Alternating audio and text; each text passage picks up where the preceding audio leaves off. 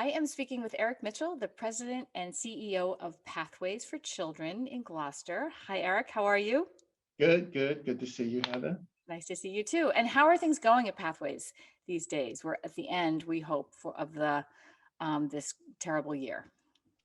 Things are as good as we could possibly make them given the circumstances. And what that means is we have systems in place that create a healthy environment for children, and parents are coming. They have been coming all along. We've been open since July. And so we have a fairly consistent, stable routine that has made it as good as we could possibly make it. Lots of investments. And what we do is try and bring our best selves to work every day and provide that support for children and families. And I'm in the office now, and I'm in the office 5 days a week. And many of our staff are not, but myself, a lot of our leadership team are here, as well as our teachers. And it's going as well as it can go. And we're hopeful. We are excited about the weather and vaccinations, herd immunity, whenever that may occur.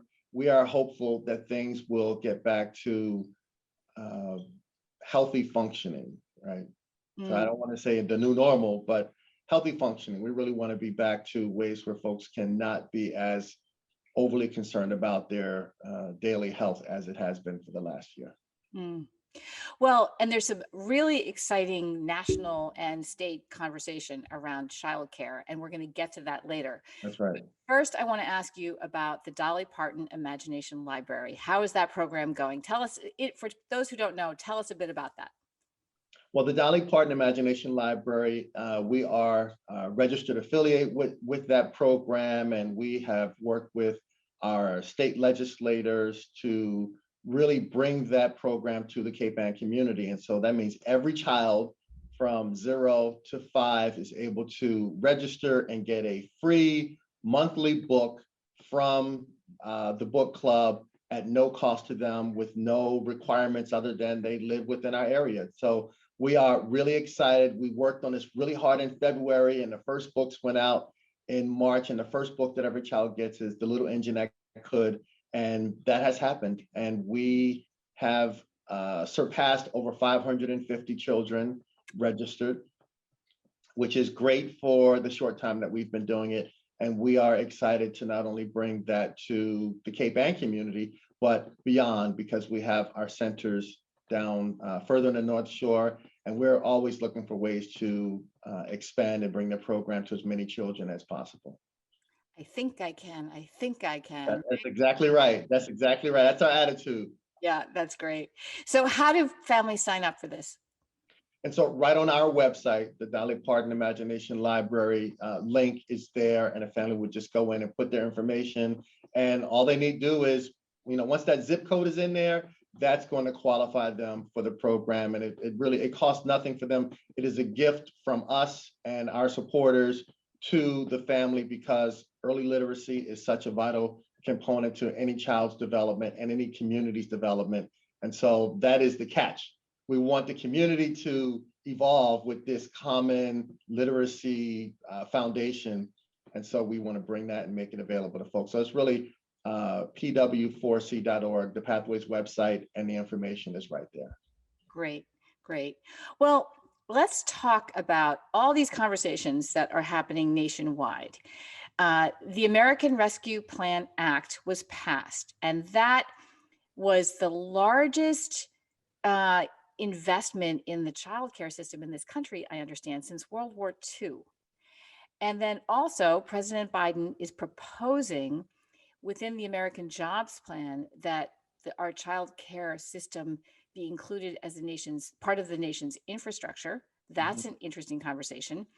And there is legislation being proposed on Beacon Hill that Massachusetts have a universal child care program. Sure. So just tell me what you're thinking about all this, and maybe your colleagues too. It must be amazing that it feels like almost out of the blue, we are suddenly all talking about childcare and how important it is in this country.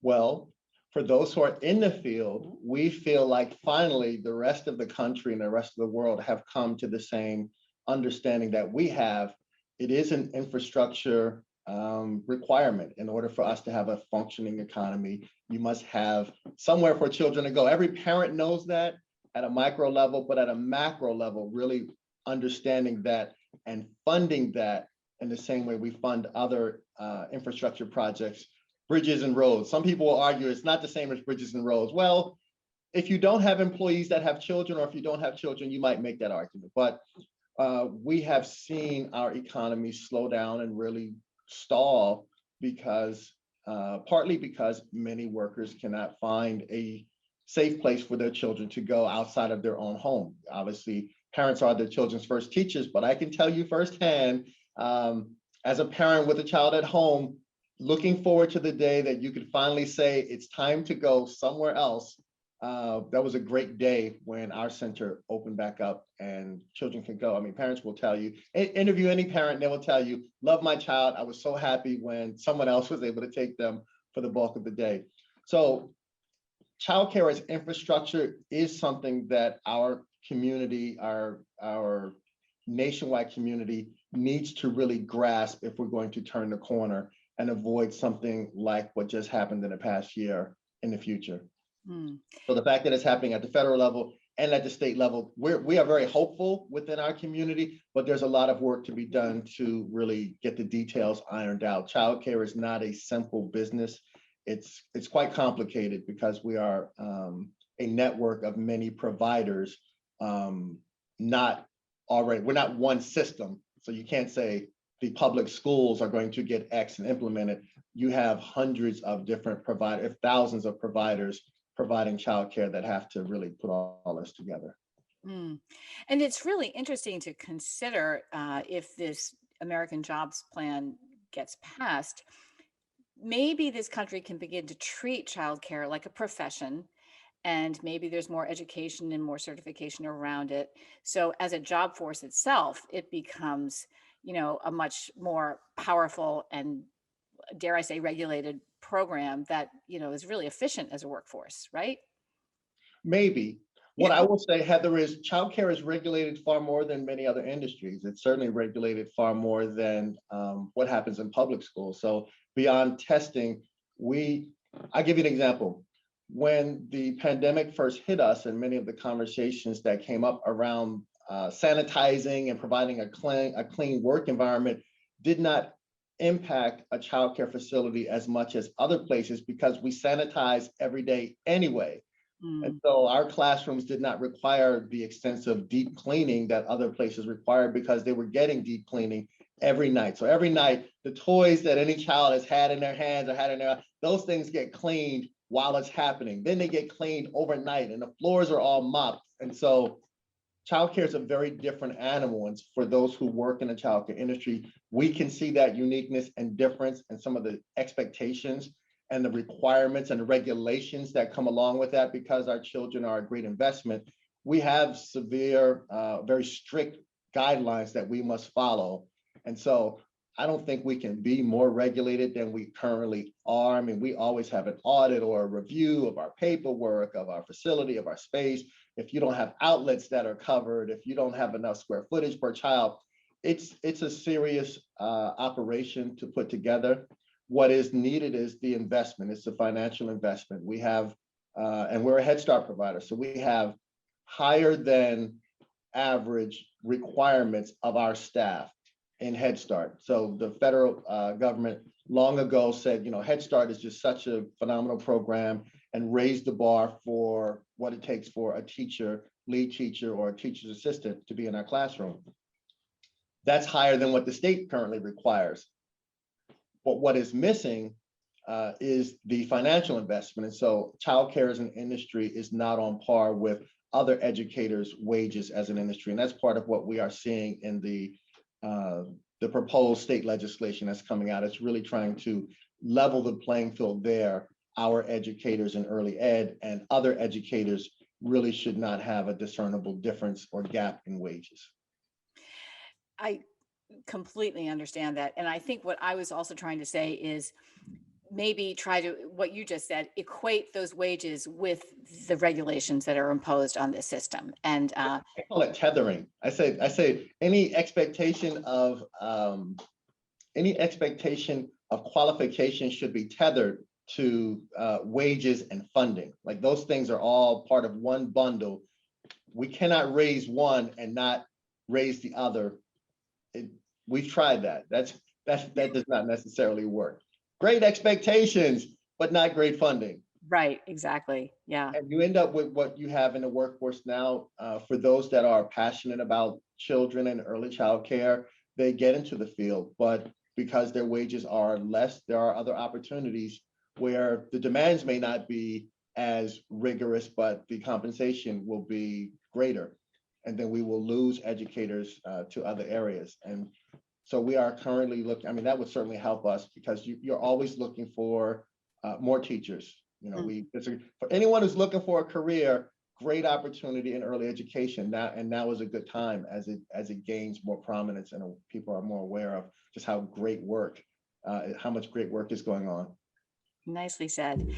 Well, let's move very quickly to the American Rescues Act Plan Act. I always say that wrong because this is legislation that has been passed and there are lots and lots of benefits for families and children in there. But let's start with your families. What are they seeing from this stimulus plan? Well, the way the plan is laid out, I think there's something for everyone. And what I would probably say to you is the one that matters most is rental assistance. Mhm. Right. So for anyone that has fallen behind on rent or is falling behind on rent, that particular piece of the legislation is the most vital because you have to have that roof over your head. And that's the assistance for both, I think, landlords and for tenants to just get caught up. Like Mhm. that stressor alone, it's hard to like go to sleep at night and wake up knowing that you have that over your head. And so I think that is for me the number one thing that the plan does for our families or anyone in a similar situation, similar income category. It's just a wide range of folk that will be struggling for something as fundamental as shelter. Mm, that's wonderful. And how about Pathways as an organization? Where do you see support from this legislation? This legislation has dollars in it for childcare agencies that were struggling. That's not the place that I would point to. There's specific funding in there for Head Start agencies that have been impacted due to COVID, and that will give us some benefit, which generally is passed on to our staff who have really been working hard, providing additional staff in the classroom, providing them with some supportive wages because it has just been extremely difficult. Those are the areas where we've tried to really be proactive, and the funds from the plan through Head Start will help us to keep that going throughout the school year. That's great. Now, Well, there's a point I know before we get off, there's a point that I want to make about the plan, the American Rescue Plan. One of the challenges that I find with anything that is not straightforward cash, so the stimulus payments in people's bank accounts is easy to process, but a lot of the plan is in tax credits or tax relief, and those things are very misunderstood historically. And so many families, so let's not talk about any income category. How many Americans actually know what their taxes look like and what the difference between a credit and a refund is? And because so much of the American Rescue Plan is connected to tax related relief, I suggest that folks really be thoughtful this year about getting their returns done and getting some help, whether it's a family member, to not take it lightly, because many families view a refund as free money as opposed to taxes that they paid and gotten back. Certainly credits are credits. And so there's a lot of very unique relief in the plan related to taxes. And oftentimes, I don't know in Cape Ann where that assistance comes from, but free tax preparation locations would certainly help families if they don't already have a software or someone that does their taxes. It's not something to just wing it. Mm, that's a really good message to get out there, that people really need to get their taxes done right and on time this year in order to be eligible for the right amount of these tax credits, right? Right, that's right. Yeah. And understanding it, understanding what it means to get a credit. So for example, the earned income tax credit means you have to have had earned income. So that won't work for someone who's been 100% on unemployment. Whereas the unemployment relief in the plan will be helpful because many folks don't realize you're going to pay taxes on unemployment benefits unless there is relief. And the bill provides some relief for those who receive unemployment up to a certain amount, which I don't have to off the top of my head. But those are two different ways to benefit. So if you've worked, you can get it one way, and if you haven't worked, you get it another way. Otherwise, there's nothing worse than being on unemployment and not paying taxes, and at the end of the year, you get a huge tax bill. Like that, that's an additional stressor. So I just have to finish with this one question. As Sure. I understood it, that child tax credit was still a check. It's a credit on your tax bill, but it still is a check in the mailbox. Is that right? The child, the child tax credit is something you apply for when you're doing your tax return.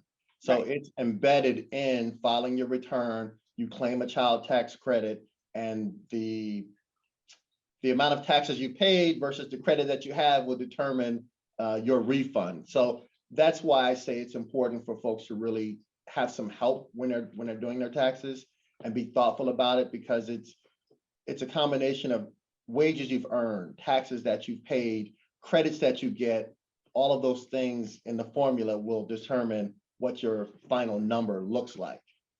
Okay. Well, I'm going to try to make sure we have in our notes uh, uh, places where resources people can go to make sure they're able to do this properly and understand it well. That would be great. Yeah. So anything else we need to know about pathways for children right now? Well, it has been a difficult year, but we are certainly excited about the future and what the future holds for us.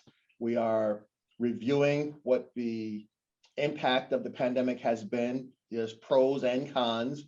And as we get through the summer and get into the school year coming up next September, we're excited about what that looks like and how we work in partnership with the community. Lots of partnerships going on behind the scenes, and we're not ready to announce anything right now, but we look forward to really continue to be a player in the Cape Ann community and being a stronger player and partner in the Cape Ann community. Okay, let's just leave this interview with one pro that you came out of from the pandemic.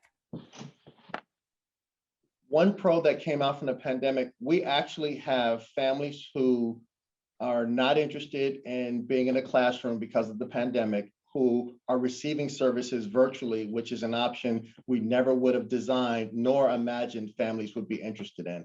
And so those families are receiving services and are very happy. We've surveyed them. They're very happy with that. And we look forward to continuing that type of service in the future when we have our wait list. That's wonderful. Well, thank you so much for joining us today. And it's really great. It's always great to learn about pathways and everything going on. We appreciate the time. Thanks again, Heather. Thank you.